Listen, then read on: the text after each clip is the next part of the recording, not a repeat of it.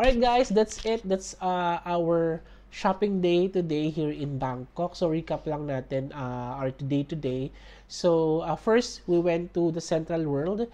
We buy some stuff there doon sa Gentlewomen, saka doon sa and also in Noriana. And then after that, we went to Big C for some grocery shopping. And then after that, we went to Platinum Mall.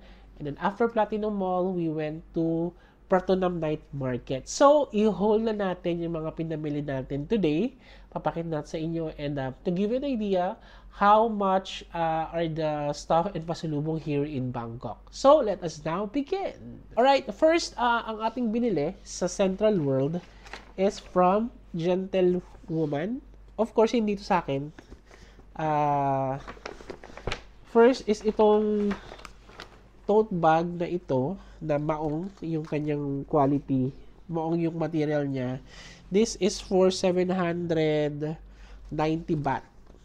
Okay, so this one. Alright, so kailangan na to.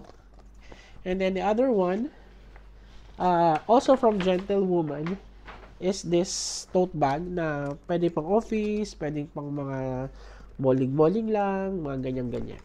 Right? So, 790 baht din ito. Okay. So, kanina ko napanood yung vlog. Sa umpisa ng vlog natin, medyo nagka-problema pa sa Gentlewoman kasi hindi nag-accept ng credit card. Wala na kaming bag. Ayaw na namin mag-withdraw kasi malaki yung charge, di ba? Pag nag-withdraw kaysa sa gumamit ka ng credit card. Kaya, binalikan pa namin siya. Good thing after mga 30 minutes, gumana na yung terminal na ng credit card.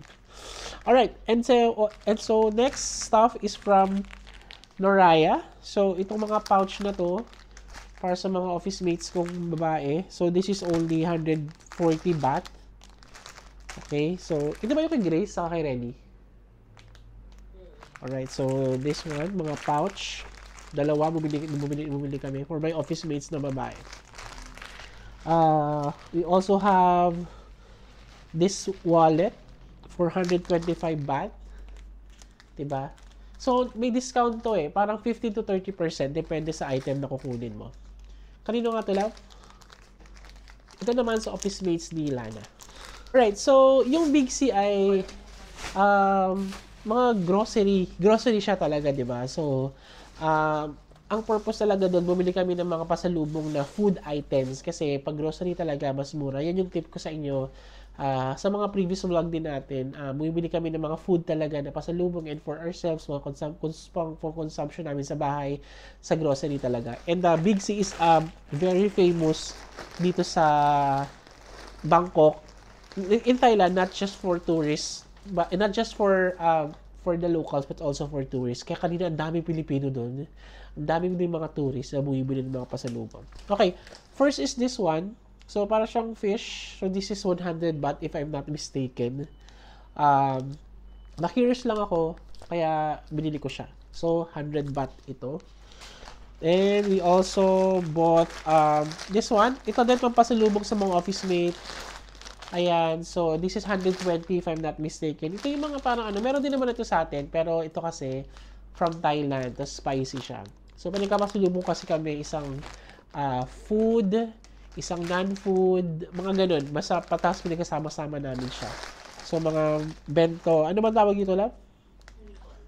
Tawag ito? Parang seafood flavor din siya. So, yan. Bumili kami ng dalawa. If I'm not mistaken, na magkaibang flavor. Yung isa mas spicy, ito siguro milder spice. And then this one, for us, sa bahay namin, para makonsume namin sa bahay. Ano ba tawag dito? Nakalimutan ko tawag dito. Fish snack na yun nakalagay. This is 100 plus baht lang, 'di ba? And then this one, very famous chicharon, pork skin ang tawag nila dito.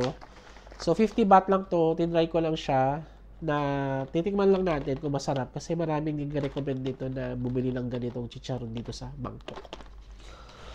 50 baht, nasabi ko na ba? 50 baht yung presyo nito. Next is ito sa office mate nila na yung mga mango, dried mango, meron naman to sa atin, pero syempre iba yung galing Bangkok. So, this is 120, 135 mga ganyan. So, mga mga 10 pieces. Ayan pangpasalubong item talaga siya, guys. Next is, same yung kailangan rin, mga mango pang pasalubong item. Okay, next, tatlong supot ata ito. Ito mga bento, meron ito sa Landmark, if I'm not mistaken. 120 rin yata. Ito, 120 rin ito. Ayan. So, pang pasalubong din to. Ano yun? Kasi tayo mga Pilipino, pag nag-travel tayo, parang we want the people that we love na meron ding something na maibigay sa kanila from the place that we traveled to. Next is this one. Yogurt. Dalawa to. 80 baht lang. So, parang 40 baht lang isa. So, sobrang mura niya as compared pag doon ka sa Pilipinas bibili. Meron ito sa atin. So, isa na sa ref ng hotel kasi inumin ko siya tonight para bukas. Alam mo yun. Alam mo na. So, bumili kami ng dalawa. So, 80 baht. So, 40 baht each. Next, ito mga candy na to. How much na? 100. So, cute oh. Parang candies lang siya na mango, tapos nakakorte ng mango. Cute talaga siyang ipang pasalubong. 100 baht lang ito. Ito naman, coconut candy. Ganun din, 100 baht. Tapos nasa lagyan siya ng parang na hugis coconut. Di ba ang cute? Next is candies. So, this is 100 baht. So, ito naman, guys, mga mixed candies. Ayan, mga mixed candies. So, if I'm not mistaken, nasa 120 baht ang isa nito. So, ibibigay namin to sa mga bossing sa Pilipinas. Mga bossing namin. Tig-isa sila. So, bahala na sila. Mag-mixed candy sila. What else? We also bought dried mango for us sa bahay. So, nasa ano yata ito? 200 baht. Or less than. Basta mga ganun. Hindi naman sobrang mahal na mga tinda doon. We also have some palok. Atin ito lahat. We also have some palok. Yan. So, 110 baht lang ganyan kalaki. Okay, 110 baht. Ito spicy. Ito yung normal flavor. Some palok. What else do we have? So, another dried mango. 135. This is for my family. Sa Fairview. So, yan. Ganyan siya kalaki. Oh. Yan. And also guys, alam niyo ba dito sa Thailand, super sarap ng patis. Tapos paglalapag may sili, super sarap niya kahit gahi lang ang ulamin mo, buhay na buhay ka na. So bumili kami, ayan ewan ko kung meron to sa Pilipinas, pero mura lang to. 21 baht lang. So bumili kami ng isa. Tapos nakalagay doon, pag bumili ka nito, parang 3 lang yung maximum mong pwedeng bilhin. Kasi siguro marami nag-uuwi sa Pilipinas or kung saan mang bansa, kaya may maximum na pwedeng bilhin. So ito, isa lang ang binili natin kasi para lang matikman natin. And then, this one, para siyang pinipilahan daw to, kasi kasama namin si Charity kanina. Sabi niya, pinipilahan daw to. And na-curious kami, bumili na rin kami, parang 18 baht ang isa. Tapos nung Google Translate namin siya, parang milk candy. So, parang how-how. So, bumili kami ng 5. Diba? Pinoy na Pinoy lang. Kasi ano yung maraming bumibili yun na binibili natin. So, ayan. So, hindi ko alam kung para sa amin ito, ibang papasalubong. Bahala na. Pwede rin naman consumption sa bahay. Okay. After Big C, nagpunta na tayo ng Platinum Mall. Okay. So, ito yung mga binili ko sa namin sa Platinum Mall. Hindi ko nalalabas lahat yung mga kasi pare-pareho lang ito lahat. So, syempre, ang walang kamatayang Poisan. Ito, Poisan. So, this is just 100 baht outside Platinum Mall. Okay, so, parang 20 baht each. So, bumili ako ng 5 sa akin, 5 na ganito, tapos parang 3 kay Lana, para sa mga office mates niya, saka sa mga office mates ko. So, syempre, papamigay natin siya sa Pilipinas. And then, what else? Bumili ako nito ng Tiger Balm. Wala na. Okay, so sorry, nagpalit lang ako ng camera dahil nalobot yung isa nating camera. So like what I said, saan ba ako natapos? Dito na sa Tiger Balm. So pang siya, pang muscle pain. So wala kasi siya sa Pilipinas. Kaya bumili ako. So this is just 90 baht. So bumili ako dalawa. Diba? Kaya, ayan. So, yung mga laging may muscle pain, sa mga back pain, ganyan. So, bumili kayo nito pag nasa bangko kayo. 90 lang. Right? So, what else did we buy? Yun lang naman. Tapos, sila na, ito daw, pinabili ng office mates niya. So, or more so, para naglambing sa kanya. So, ito mga sabon na to. Ano ba to? Rice Milk Soap. Gluta plus collagen. Sa labas lang dito ng Platinum Mall. How much lang? 135 yung isang ganito. So, 246. 6 ang laman na sabon. Yan, kung mahilig kayo sa mga gluta-gluta, yan. So, yan ba yun? Sa Platinum Mall. And also, since magkapareho naman sila, nung nasa loob na kami, sorry,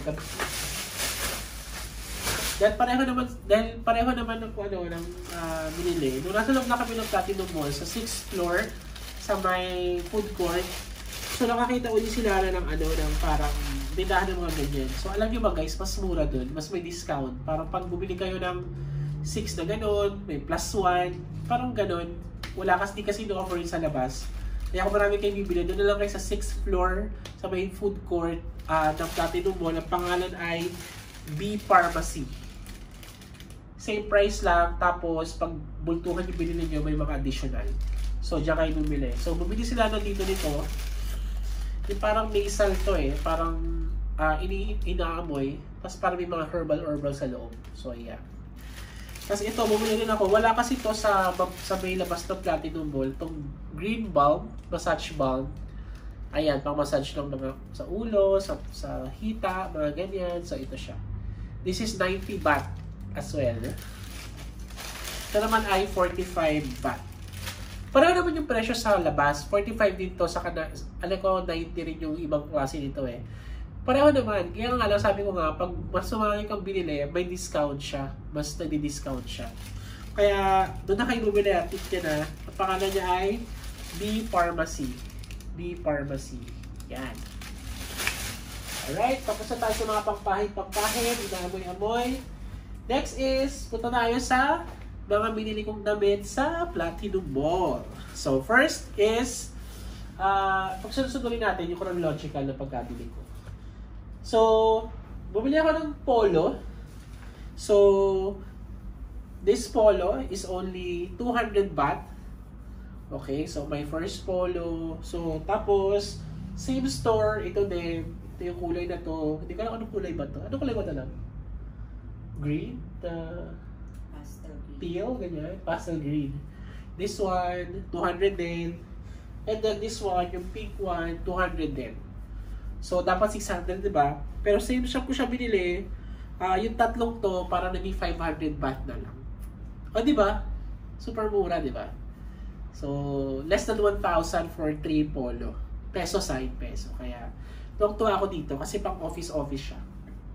Diba? Okay. Next is, this polo. Pang ano naman to? Pang mga casual lang. This is, 250 baht. This one, 250 baht. Right. So, ang ganda ng tela ng polo dito sa Bangkok. Lalo sa mga palalaki. Na-amaze talaga ako. Kung hindi lang issue ang pera talaga, baka naka-isang, isang 20 kilos na maleta. And then last kong binili for me is this one. Shorts. This is 290 baht. Ayan, diba? So, may another shorts na naman ako. Gusto ko sana magbili ng pants kaso nang hassle kasi magsukat. Dahil walang fitting room sa lalaki. I think paski sa babae walang fitting room. Kasi sa babae, kasi nasabi ng ibang vlogger na bawal mag-fit. Kasi nga, wala namang fitting room for the babae. And for the lalaki, kahit naman syempre doon ka lang magbihis or isukat mo lang doon, okay lang yun. So, yan. Pilit ko to, doon nagkasya. Kaya, nahaselan ako mag-fit ng pants. Kaya hindi ako nakabili ng pants. So, 290 ba? So, yan yung mga binili ko. Ilang pieces lang naman to? Only 5 pieces. Diba? Ayan. That's it for me. Kailangan. Yan. So, ito ba first mo binili? Okay. Ito yung binili niya. Top na naman niya. Ito yung usong tela guys. So, yung parang may square. How much is this lang? 200 baht only. Diba? Pakimay na lang po. Charot. And then, next buy niya is this pig. 3/4 matawag dito. This is for 200 baht. 200 baht yan. 200 lahat to. So, 200 baht. Diba? Bagay sa kanya, tuwa siya dito. Itong sinusukat niya kanina. Yan. Next, itong shorts siya na yellow, tas floral, 200 baht as well. Magaganda rin yung tela, kahit sa babae, Yan, ang ganda, Next, yung kanya ay another top, parang same story, 200 baht as well. Mga pang office niya to, pag nag-RTO kami o nag-report sa office. Diba? Next is 200 baht as well. Another top, ito medyo makapal-kapal yung tela. Pwede ito lagyan ng blazer siguro. Para pagka nag-office ka, diba? Plain white blouse. Diba? Blouse. Yan. Next is this one kay Lana ulit. So, 150. So, dalawa binili niya nito. Ito. So, di ko na mabuksan. Pareho lang naman. But this one is parang navy blue. Yung color. Navy blue. Yan. Yan. Yung mga binili nila na sa Platinum Mall. And then, right after that, syempre nagpahinga muna kami dito sa hotel. Dahil yung next naming destination ay the Pratunam Night Market. So, yung Pratunam Night Market ay walking distance lang from our hotel. So, it's like 2 minutes walk lang. Makikita mo na yung mga tindahan sa side street. Okay, so parang siya guys, parang divisoria level yung yung Pratunam Night Market. Pero, ang daming variety na mga damit. At mura talaga. So, first is, ito, bumili kami ng ganito ulit. May nakalimutan sila lang bilan sa office mate niya. So, para sa office mate niya to, 100 baht lang ulit. 100 baht. Okay, so, itong elephant pants na walang kamatayan. Sana matuwa lang yung pag-ibigan namin ito. Next is, ito naman sa akin, sa mga office mate ko, mga elephant pants din, binilang ko sila. Tig-isa sila, ayan. Yung team ko, ayan, pag napanood na itong vlog na to, alam nila na sila yun. Kasi sila na lang bibigyan ko nito. Ayan, so 100 baht each.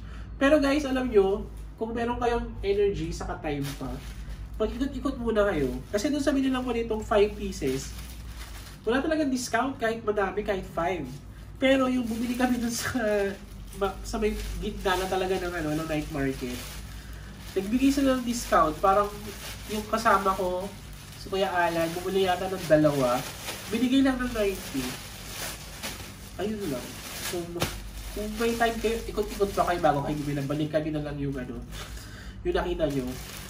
Although, downside kasi minsan, pagka na nakita nyo, tapos hindi nyo binili, ang tendency minsan, hindi nyo na mabalikan. Kasi nga, nakalimutan nyo na kung saan ba yung way na yun. Kaya kami, pag nakita, binili na agad. Eh, yun pala, meron pa palang mas mura. Anyway, lesson learned. Next, this duster is for my lola. Kasi mahilig yun sa mga duster. So, ayan. Ayan, Tapos na, kaya ganun siya, basta parang naliliitan. Parang ganyan, So, this is 420 baht. 120 baht. Para sa lola ko. Mahilig siya sa ganito mga damit mga das. Alam mo, mga lola natin, diba? Gusto lagi maluluwag. So, ayan. 120 baht lang. So, sara na natin. Ito pinamuna na. Para di ba hirapan. Inayos na natin. Okay. And, I think this is the last one. Last buy. Ito mga pouch lang. Ito yung mga pampasalubong. This is 25 baht. Another pasalubong for my office mates and office mates nila na 25 baht. So again, ito rin yung isang example na pagka sa bungad ka bumili, 25 baht. Tapos pag sa loob-loob pa, mas mura pa. May nakita kami 20 baht. O diba, kung 20 baht yung binili namin, sana 6 yung nabili namin ganito or nakasave kami ng 20 baht pa. Yun. So, kaya kung may oras kayo, ikot muna kayo sa buong, sa buong Prato ng Night Market before you buy. But if wala, ay kung nagustuhan nyo na, bilhin nyo na. Right? So, ayun na naman, yun ang mga nagbili namin dito sa Bangkok. Pinabili kami kahapon nung nasa Icon Siam kami, yung Starbucks mug. Pinabili yun ng friend kong si Mai. Tapos sila na bumili ng isang maliit na mug. Hindi ko na ipapakita kasi it's a usual Starbucks mug na Chiang Mai sa Bangkok. Alright, so that's it guys for our haul here in Bangkok. Sana nag-enjoy kayo at sana na-enjoy kayo sa pag-shopping natin kanina dito sa mga malls na malapit sa Pratunam area. So, hindi lang yan ang mga pwede nyo pag-shoppingan dito sa Bangkok. Marami pa. But this is the establishments near our hotel, kaya dyan kami nagpunta. So, siguro sa mga susunod na taon, babalik pa tayo dito just to do shopping pagka meron tayong pera. Okay guys, so thank you so much for watching. I hope you enjoyed our vlog for today. And if you enjoyed, please do like and subscribe to our channel so that I will be notified if we have a new video. And for now, thank you guys and bye-bye!